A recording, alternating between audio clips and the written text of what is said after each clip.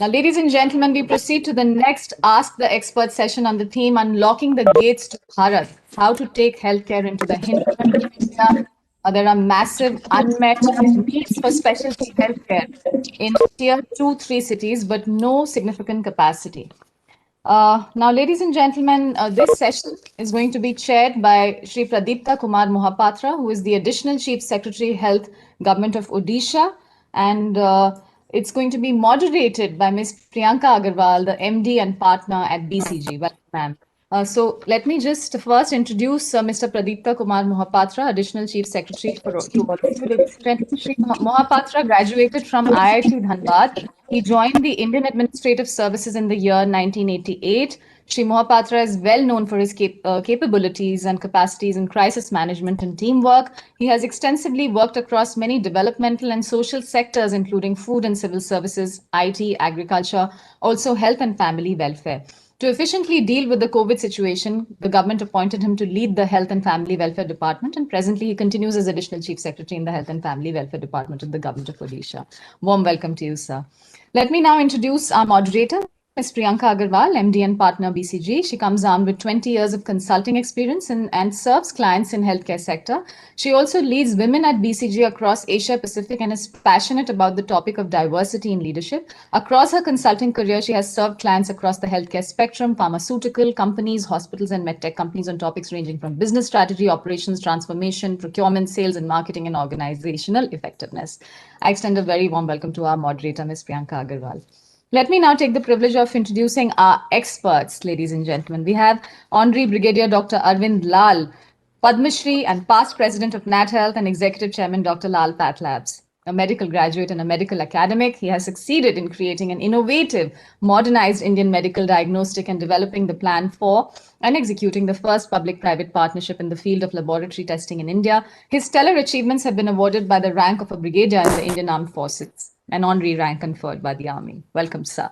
Let me now introduce Mr. Santosh Mathew, the country lead public policy and finance Bill and Melinda Gates Foundation.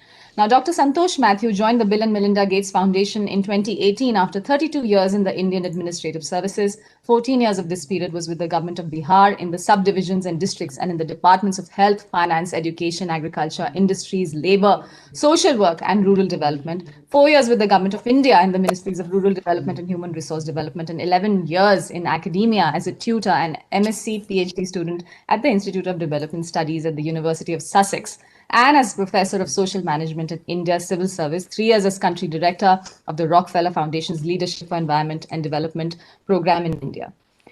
Warm welcome to you, Mr. Mathew. So pleased to have you with us. Let me now introduce Dr. Vivek Desai, the founder and MD HOSMAC India. Now, Dr. Desai has been a special invitee at major industry bodies like CII, Federation of Indian Chambers of Commerce and Industry, and the Indian Merchant Chambers, amongst others. He has also worked as an advisor to the World Bank, USAID, Indian Ministry of Health. He's a medical graduate with a post-graduation in hospital management and business management, and his major areas of interest are strategic business planning, macro-level project coordination, and incubating new business ideas. So as you can see, a very, very eminent panel, ladies and gentlemen.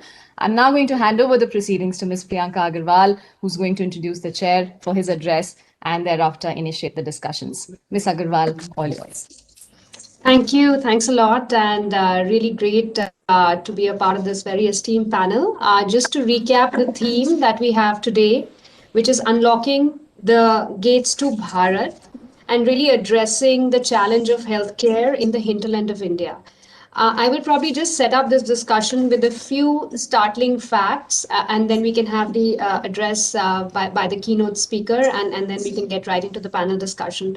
So to set up the discussion, I probably just wanted to share a few key facts which are probably known to all of us, but some of these statistics make it stark. As we all know, India has only 1 bed per 1,000 population. The world standard is about 2.5. So point number 1 is that we do have obviously a very acute access challenge. But more importantly, about 80% of these beds, certainly in secondary quality beds in secondary and tertiary care, actually are in metro and tier 1 cities. So one of the research that was done actually shows that most people in tier 2, tier 3 cities have actually, they travel anywhere between 100 to 200 kilometers for even very basic or emergency care. And that is the challenge that we'd like to discuss today on how can we solve this access challenge for the hinterland of India. Um, COVID-19, of course, the backdrop that we can't forget, of course, has only exacerbated this challenge. So, with this opening comments, I'd like to invite our session chair, Mr. Mohapatra, to share his thoughts, and then we can get right into the panel discussion. Aishwarya, you're going to you have a recorded message, right? You're going to play that. Uh, Ma'am, Mr. Pradipto Kumar Mohapatra is joining us. I'm going to request him to please address all of us. oh, okay. I thought he had sent a recorded message. Ma'am, let me just check with technical team. Technical team, do we have Mr. Mohapatra on board? Otherwise, we can go on to the other speakers and then invite him to speak once he's here. As of now, no, we do not have him here. Okay. So, ma'am, I'll request you to go on to the next speaker and then we will bring him in the middle. Sure. I'm sure he'll join us soon. I just painted the context. Maybe Dr. Santosh, I'll invite you in to share your perspectives, given your vast experience in the field, to characterize for us the real challenge in the hinterland or the tier 2, 3, 4 cities as we talk about it. In terms of access, in terms of quality, if you can share more of what what the challenges are, and then we can also discuss some of the solutions. Thank you, Priyanka, and thank you for the opportunity to talk on this panel. It's quite tempting for me to start by saying the problem is one of low beds per thousand population. It's quite tempting for me to say the problem is lack of path labs in the hinterland, or to say that we have inadequate number of doctors or trained nurses. That's easy for me to say. Instead, what I will say is that the problem is one of information asymmetry. The problem is one in which we do not have viability for capital to invest. And the problem is one in which we have not used technology in the same way that the transportation industry, for example, has done. Let me share with you the example of what Uber or Ola has done. As a customer, you are paying too much. You're waiting too long. You're not sure of the quality of the cab that will come if you call for one. You do not even know if the driver that's driving that car has been checked for his security clearance. As far as the driver was concerned, he was waiting too long for a customer. He was not sure whether the customer will pay him. And as far as fleet owners, as far as capital was concerned, it was not a viable industry. And then what did you have? You simply had digital disruption. And using digital disruption, with what you now have is a win-win situation for all three actors. Think of this happening in the health sector and what it will do to the hinterland. You have capital sloshing around in the money market, desperately trying for avenues for investment. You have government. I mean, everybody says that Indian government spends far too little on health, 1.9% of GDP. But what they forget to tell you is that as India, that is the total health expenditure, is 3.9% of GDP. Wholly adequate. Wholly adequate. So as a country, we spend 3.9%. We don't even get the equivalent of a 1% in terms of the quality of care, access, etc. So therefore, for me, the challenge before us is to make it possible for me as a patient to go to a national triaging center where I will call toll free, explain my health problems to a trained triaging person who, after listening to me, would then advise me and put me on to whatever I need. Maybe it's an ambulance. In 20 minutes, an ambulance should be able to reach you. Maybe you need a doctor consult. Maybe it's an endocrinologist. Maybe it's an orthopedician. I will connect you to one. In 20 minutes, you should be able to speak to a doctor after you've made that call. The doctor listens to you. You don't need the internet for that. He just listens to you. And then he can decide whether he should fix an appointment for him to go to a place, but then which place? He needs some tests, which means pathological services. Where? Why not at home? Dr. Lal is here, and I'm a customer of his services of the Dr. Path Labs. I live in Delhi, in Shanti Niketan. I book, somebody comes, takes my test, goes away, and the result comes to me. We are talking of smartphones in this country. We are talking of internet connectivity in this country. And we are talking of voice connectivity in this country. Of course, these are all different levels. Voice connectivity, almost 99.9. Internet connectivity, little less. Smartphone, little less. But why do we think of India as a whole? Why can't we solve the problems differently for different geographies, but using digital disruption? Doctors, drugs, ambulance, diagnostics. Making it a viable political project for the leadership to offer and to deliver. Making it a viable project for capital to invest into. And making it possible for me as a patient to access these services seamlessly with zero friction. And at the heart of this, frankly, Priyanka, is the inability of government to pay. Pay on time, pay with certainty.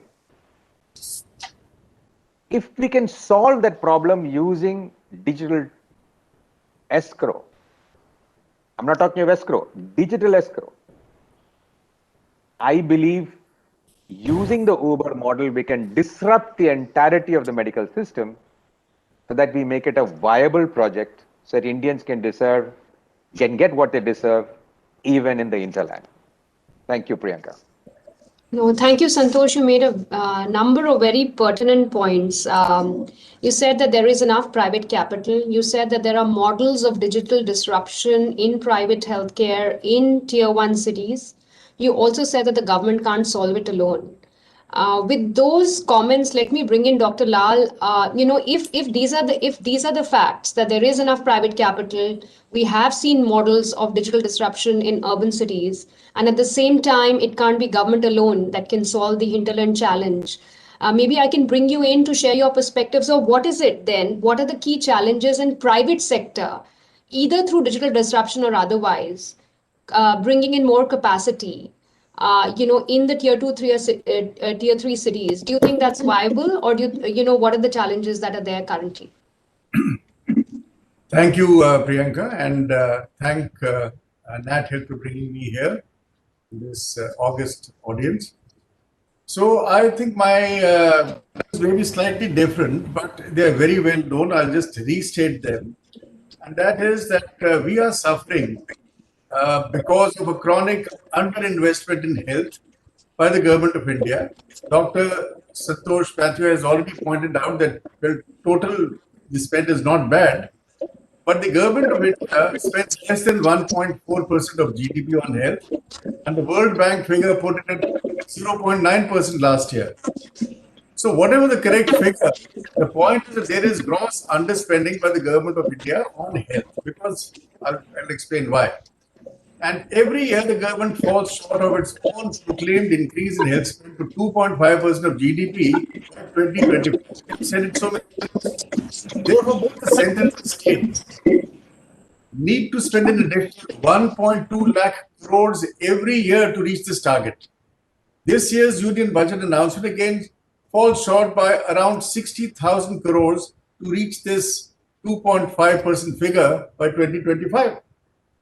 So without increase in government spending in healthcare, expansion of healthcare facilities beyond tier 2 cities is very, very difficult.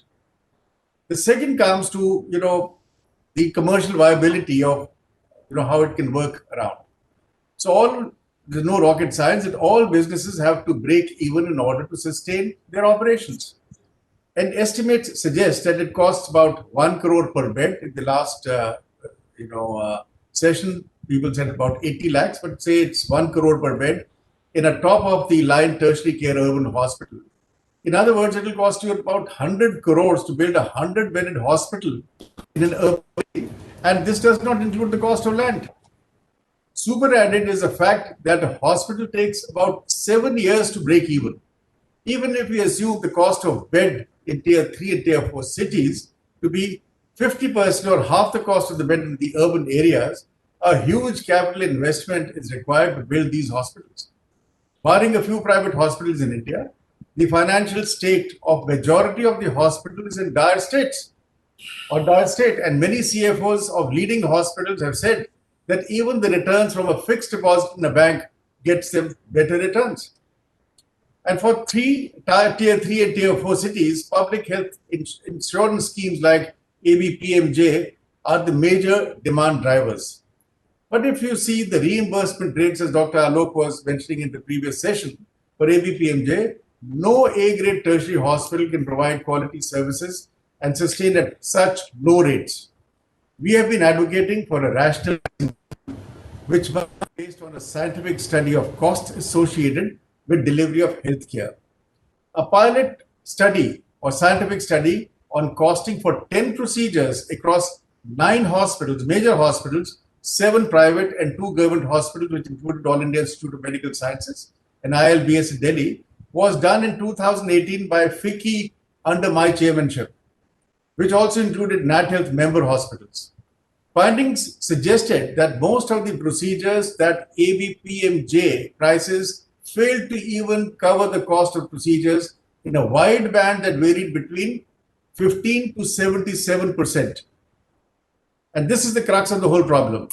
The study was presented to the government, first to Niti Aayog, which had commissioned the study, and then to NHA, and NHA subsequently commissioned a study with the Department of Health Research and PGI Chandigarh, but we haven't seen the findings or any progress on the study as yet. So my point is very simple. Somebody in the government of India must take cognizance to find out, what it costs to do a particular procedure. Forget the private hospitals, even in their government hospitals, they don't know it yet. I propose that with the new CEO of NHA, Dr. Ram Sevak Sharma, we relook at the costing and pricing aspect of PMJ with the private sector healthcare providers. Without a consensus on reimbursement rates in private providers and government, expansion of healthcare infrastructure in tier 3 and tier 4 towns is not possible. Additionally, the private sector needs to be incentivized in the form of according them a national priority status to health sector, a tax holiday, long-term loans, viability gap funding, land and utilities at concessional rates, zero-rated GST for health services, and enabling CSR from diagnostic companies like ours in the running of health wellness centers. So the government has done all these things previously for the IT sector, and you have seen what happens if you don't invest in the healthcare sector. You see what happened in COVID-19. This thing has taken back your economy, is shattered world's economies, and I think we are down by more than 7.5% of our GDP because of COVID. So I think I will stop there, and I give the mic back to you. Thank you. Thank you, Dr. Lal. I think you have adequately painted the picture on the current challenge, where there is a huge incentive challenge for the private sector to make the massive amount of capex at commercially viable models. Maybe with that backdrop, Dr. Desai, I will bring you in. So the current challenge, Dr. Lal has adequately, painted for all of us. But even in the current context, have you seen stories of success, and what has one learned from that? Or stories of failure, and what might that teach us, in the years to come, on how some of them, while the government has a big agenda to do, but how also the private sector can take maybe some steps to invest more. Okay. Thank you, Priyanka, and thanks to NatHealth for such a nice topic, because this probably is going to be the next requirement in the country if we have to face pandemics like COVID again. I think there's a lot been said, and I was quite intrigued by what Dr. Santosh mentioned about the digital disruption. I think this is one way to take this forward, to bring more people in the fold at least. Now, coming to whatever we do, we would need to set up infrastructure to treat those patients. Even if I do a teleconsult with an orthopedician, like Dr. Santosh said, I would still have to treat him somewhere. So I will need to create that infrastructure, which currently probably best of infrastructure is restricted to tier 1 towns, and maybe some of the tier 2, the tier 3 doesn't get that at all. So that's where the problem is. Now, if you break down how you look at a hospital and the capital expenditure of it, Dr. Lal mentioned 1 crore, someone mentioned 80 lakhs. So we did one study through Nat Health for Niti Aayog last year before the budget to try and see what exactly this capex can be. So one thing which I would like to mention is that when we think of tier 1 cities and we think of tier 3 cities, the infrastructure will probably need to be a bit different than what you are used to. So when I go to, say, my ancestral home, I do not expect there to see what I have in my house, right? I have no AC there, or the kind of infrastructure is scaled down to basic necessities. So when we tried to do that kind of a capital expenditure, we understood that you could scale down the real estate bit of it, that the building costs, which generally probably for hospitals in tier 1 towns would be 5,000 or 6,000 rupees a square foot. You can bring it down to maybe between 3 to 4. Why I'm saying this is because most projects will be debt funded, so if you bring the capex down, you bring the debt down, and your debt service coverage then becomes much easier to service the debt later. Similarly, when you look at the medical technology bit of it, one could scale there also a little bit down. I'm not saying sacrifice the quality, go for equipment which are quality rated, but you could probably go for more indigenous stuff rather than going in for the top of the line. You may not need a 3 Tesla MRI, 1.5 Tesla MRI, refurbished to that extent, gold seal of GE, something like that can probably work. CT scanners need not be 256 slicers, they could be 16 slicer, and it will, suffice 90% of your needs. So similarly, in laboratory and all those other things.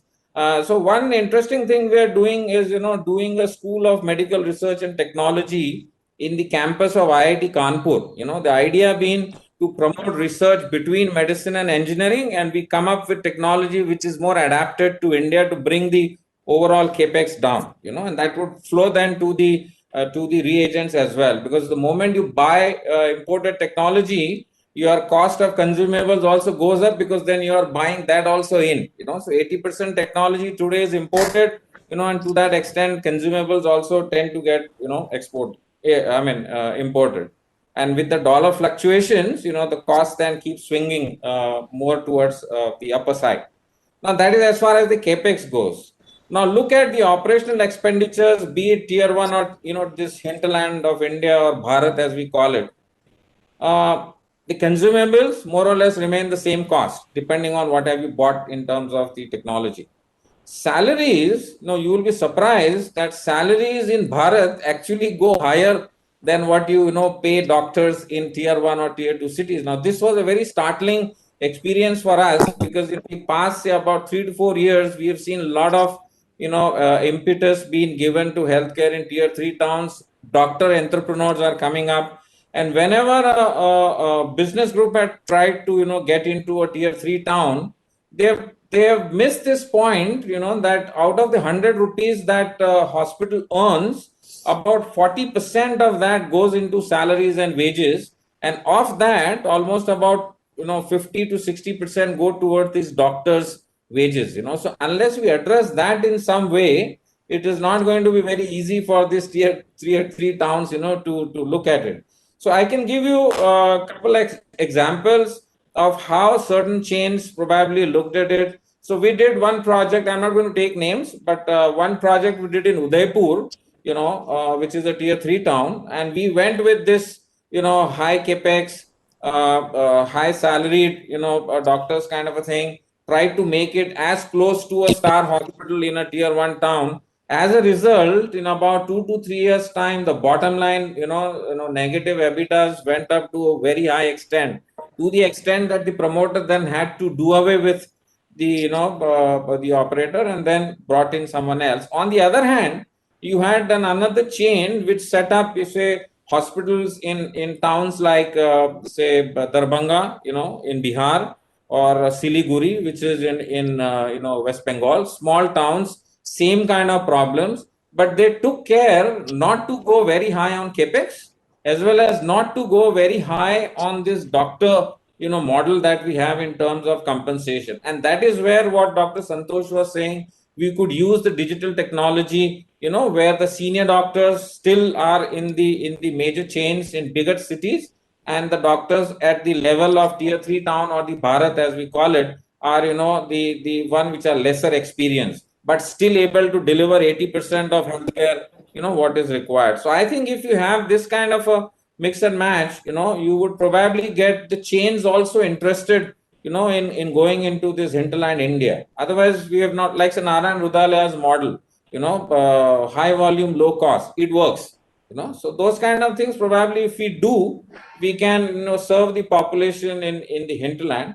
And the other, point that I would like to make is that probably PPP, if done in right perspective, with a win-win for both public sector and the private sector, making, as what Dr. Santosh said, that viability of capex is important, so only then you can incur the capex. So if that is understood by the government, and as Dr. Lal said, do a costing in a manner, that probably initiates more and more investment in this kind of hospitals, probably that would be the answer, PPP. I mean, government will have to do something. Bharat is not going to be, sort of give healthcare only by the private sector, unless the government steps in. I think I would end with that. Yeah. Thanks, Dr. Desai. Very, very, interesting points you made. I'm capturing 4 or 5 themes that you all shared. Just to recap for our audience. Santosh, you started us out with the theme of digital disruption. I think Sorry to interrupt you, Ms. Agarwal. Sorry to interrupt you. We now have the video message by Ms. Pradeepa Mohapatra. If we can request you to please indicate to that, ma'am, before you summarize the session. Thank you. Yes, sure. I was just getting there, but let's go to the video right away.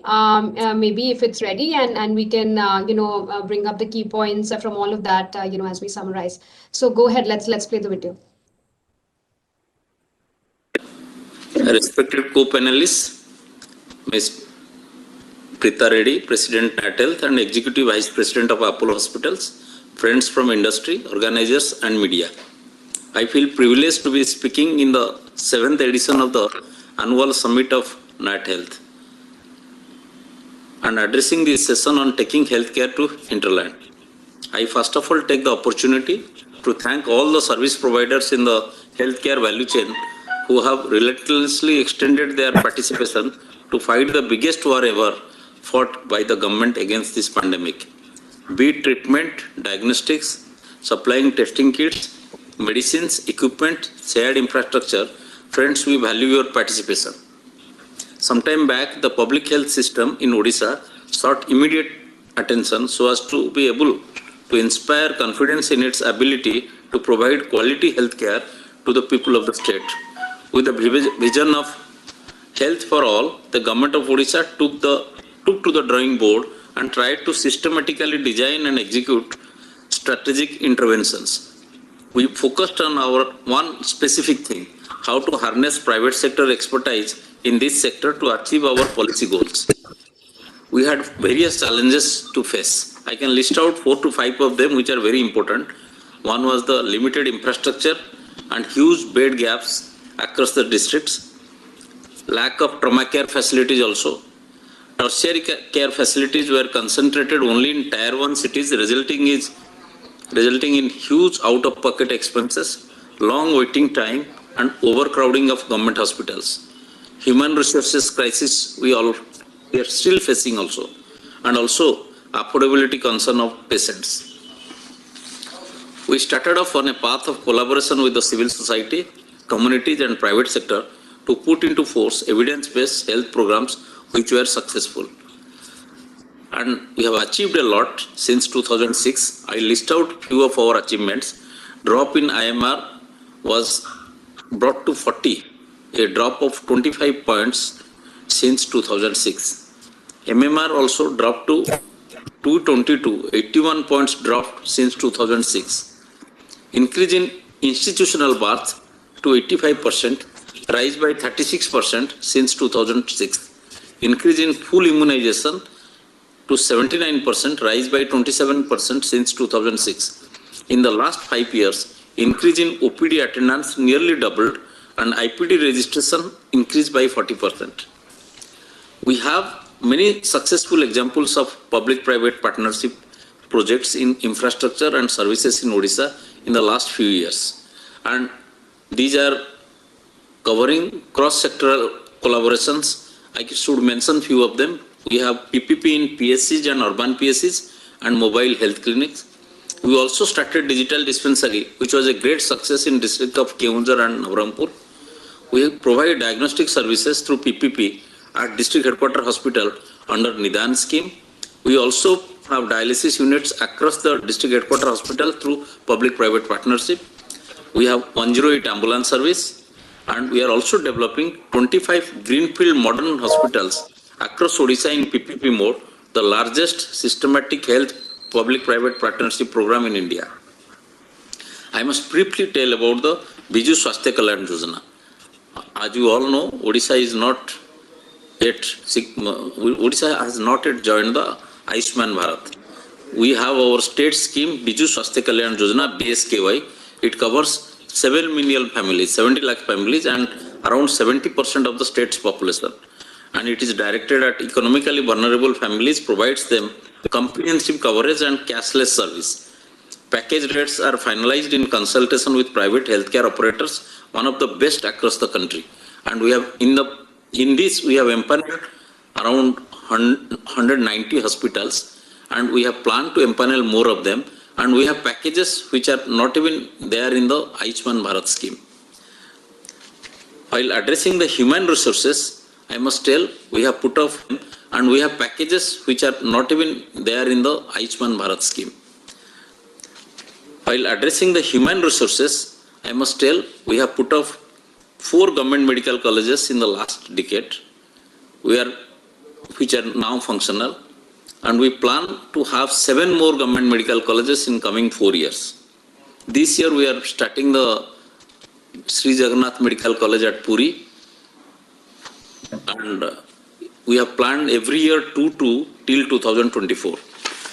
By 2025, we should have 14 government medical colleges and 2 private medical colleges additional, with nearly 2,500 MBBS doctors graduating every year. Coming to the point of taking healthcare to the hinterland through public-private partnership, the key initiatives that has been taken by Government of Odisha in Tier 2 and Tier 3 towns, I must highlight about our affordable healthcare program. This was initiated to set up 25 PPP hospitals of 100 to 200 bed, quite modern, in 25 places with all NABH accredited in PPP model. This shall add 2,900 hospital beds with an investment of 1,300 crore and generating employment of more than 10,000 in medical, nursing and paramedical services. We developed this project in partnership with International Finance Corporation and believe that this is the first program of its kind in India. This project will synergize with the Biju Swasthya Kalyan Yojana. It would reduce average travel time for availing trauma, higher secondary and tertiary services by 50%, thereby reducing mortality substantially. Operators to be selected through open bidding process. We are offering under this project land at highly subsidized rates, capital subsidy up to 80% of the total project cost, and operating grant to cover up to 50% of the operating cost for first 5 years of operation. In the first round of bidding, Puri and Jaipur projects were awarded to Krishna Institute of Medical Sciences, Secunderabad. We have in the meantime in the process of floating tender for another 4 more locations, that is 200 bed hospitals at Angul, another 200 at Badbil, and 100 bed hospital at Jharsuguda and Bhadrak. Also, we are exploring to avail the viable gap funding from the Government of India while implementing these projects. I look forward to active participation by industry members of NAT Health with Government of Odisha in this endeavor of healthcare for all. We have developed a cardiac care hospital at Jharsuguda in public-private partnership in partnership with care hospitals on an O&M model where government funding for the construction was done, whereas care hospitals shall bring in expertise and manpower to operate and manage the project. A similar project in the same district at Jharsuguda 100-bed cancer care hospital is also in the implementation stage.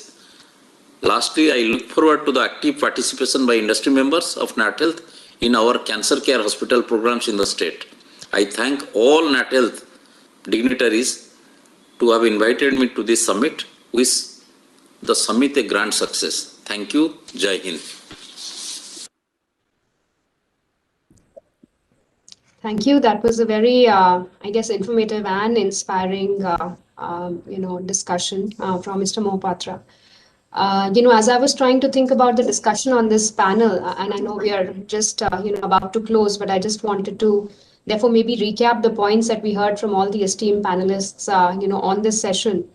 I think we started out to say that the government has a very important role to play. The government needs to support in having more rational pricing, in creating more viable PPP models. Then we also discussed that the private sector by itself can also, think about a more frugal mindset, as Vivek mentioned, of a very different mindset than they apply to metros and tier ones. Santosh spoke about digital disruption, and can the private sector be more creative in when they're serving, tier 2, tier 3 towns. And then finally, Vivek was also speaking about PPP models. In Mr. Mohapatra's comments, what I could make out is that when both the government and the private sector come forward with this mindset, a lot of progress, can happen as well. So I guess at least I am left with the thought, through this discussion that there is a huge challenge, but perhaps we can all look at this challenge as an opportunity. And when both the government takes a few steps forward and the private sector, we can begin to, address a lot of this gap that we are speaking about. Dr. Lal, Dr. Desai, Santosh, any final thoughts? And we have just a couple minutes, and then we can close. So Priyanka, if I may come in here, the underserved, health facilities in tier 3, tier 4 town, can be attributed because the doctors actually don't go there in the hinterland. And as you know, 80% of doctors are practicing in the urban areas where only 30% of India's population lives. And similarly, 60% of these secondary and tertiary hospitals are concentrated in tier 1 and tier 2 towns.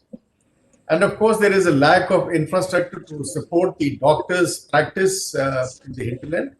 Basics like electricity, water, internet, connectivity are not there. And taking the example of diagnostics, which is the backbone of modern evidence-based medicine, and 70% of clinical decisions are based on lab reports, reliable diagnostic services are basically missing. And we have seen this as close quarters because by Arjun Lal Badra Lal Foundation. And this is a philanthropic initiative in the state of Uttarakhand. And we have seen that even basic essential diagnostics, which is not a very big list of tests, that the government has committed to provide are not available in these rural centers. So anyway, quickly, I think time is running out. So diagnostic services are not there, and you have to have them. Then you have untrained rural medical practitioners, and the MBBS doctor joins the ranks of these guys because there's no backup from the evidence-based diagnostics are not there. So that is another thing. And if we need to bring in telemedicine and telepathology, well, we have to keep cognizance of the fact that there are only 6,000 MD pathologists in India.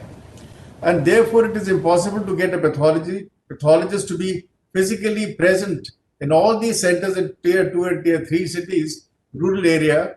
And therefore, we propose that telepathology guidelines should allow televalidation and digital signing of pathology reports, which is not there right now. And of course, with the advent of 1.5 lakhs HWCs as envisioned in the National Health Policy, Ayushman Bharat, etc., 70,000 are operational. And the scope does include all these things which I have mentioned: telemedicine, doctor consultation, diagnostics, etc. So what I propose today is that there should be a partnership between private sector with state governments to run these HWCs that can better ensure primary health care provision beyond tier 2 cities. And Nat Health and FICCI's Swasth Bharat Public Health Task Force, which I am currently chairing, we can actually develop a new model of a public-private partnership for operationalization of these HWCs in India. Thank you. Great, Dr. Lal, to end with that, I guess, forward-looking note on focusing as much on primary care and health and wellness centers, and that is where intervention must start, and not just in hospital beds. With that, thank you everyone for a great discussion. I think it was a lot of relevant points on the path ahead. Thank you very much, Ms. Agarwal. I think that was such a masterful steering of this very important conversation. So thank you so much for bringing the best from this very eminent panel. And I'd like to thank our expert luminaries once again. Thank you to all of you. Once again, Honorary Brigadier Dr. Arvind Lal, Mr. Santosh Mathew, Dr. Vivek Desai, and of course our chair, Mr. Pradeepta Kumar Mohapatra. Thank you very much to all of you, and of course our moderator, Ms. Priyanka Agarwal.